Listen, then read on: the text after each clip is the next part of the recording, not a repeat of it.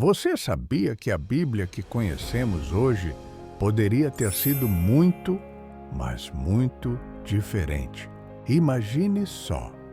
Existem dezenas, talvez centenas, de textos antigos que contam histórias sobre Jesus, os apóstolos e a criação do mundo, mas que, por algum motivo, foram deixados de fora. Eles são conhecidos como os evangelhos apócrifos ou textos gnósticos. E a história por trás do porquê eles foram, digamos, rejeitados é fascinante e cheia de polêmica. Vamos voltar no tempo, lá para os primeiros séculos depois de Cristo. O cristianismo estava se espalhando como fogo, mas não era uma coisa só, unificada. Existiam várias comunidades diferentes, cada uma com suas próprias crenças, interpretações e seus próprios textos sagrados. Pense no Evangelho de Tomé, por exemplo. Ao invés de contar a vida de Jesus como uma história, ele é uma coleção de 114 ditos secretos que Jesus teria revelado a Tomé.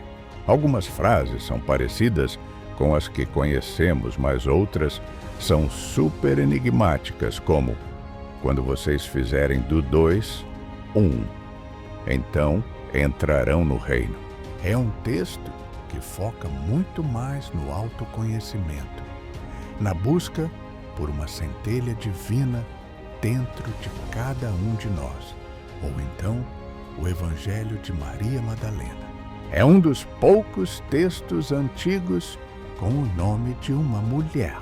Nele, Maria Madalena não é apenas uma seguidora, mas a apóstola mais próxima de Jesus, aquela que recebeu ensinamentos secretos que nem Pedro compreendia.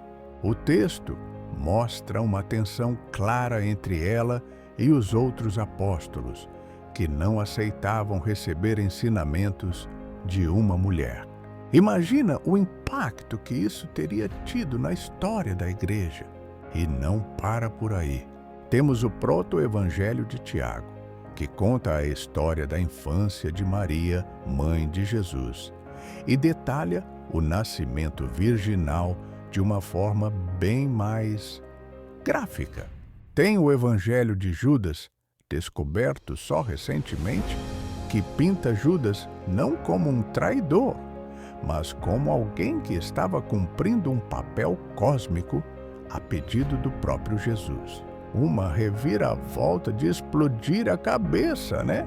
Então, a grande questão é: se existiam todos esses textos, por que eles não estão na nossa Bíblia?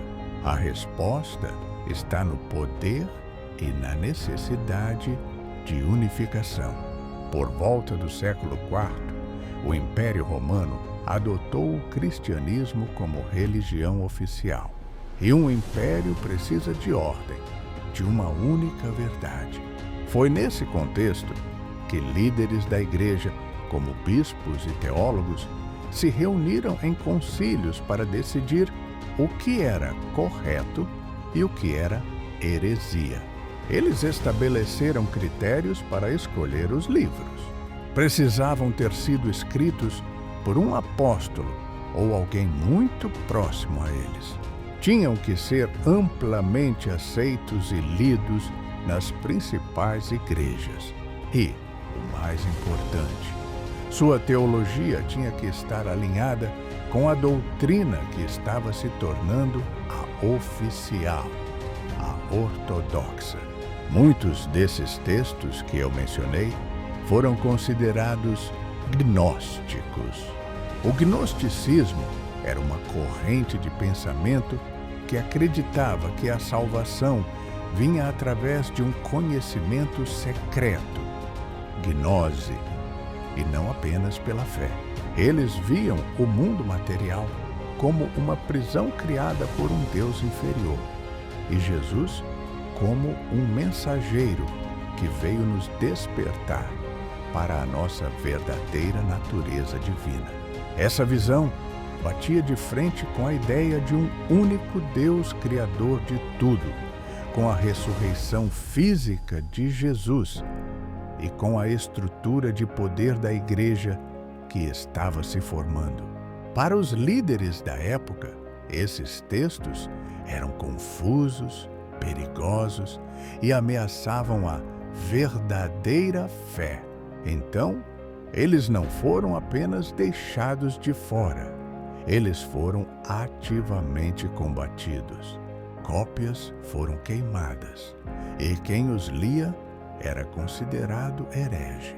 Por séculos, muitos desses manuscritos desapareceram e só conhecíamos suas ideias através dos textos de seus detratores. Foi só em 1945, com a descoberta da biblioteca de Nag Hammadi no Egito, que encontramos potes de argila cheios desses evangelhos perdidos. Eles nos deram uma janela para um cristianismo primitivo muito mais diverso e complexo do que imaginávamos. No final, a Bíblia, como a conhecemos, é o resultado de um longo processo de escolhas humanas, debates teológicos e decisões políticas. Os livros que foram banidos não são necessariamente falsos, mas representam visões de mundo que perderam a batalha de ideias na antiguidade. E hoje, ao estudá-los, não estamos desafiando a fé de ninguém, mas sim redescobrindo as vozes que foram silenciadas e entendendo a riqueza e a complexidade de uma das histórias mais importantes da humanidade.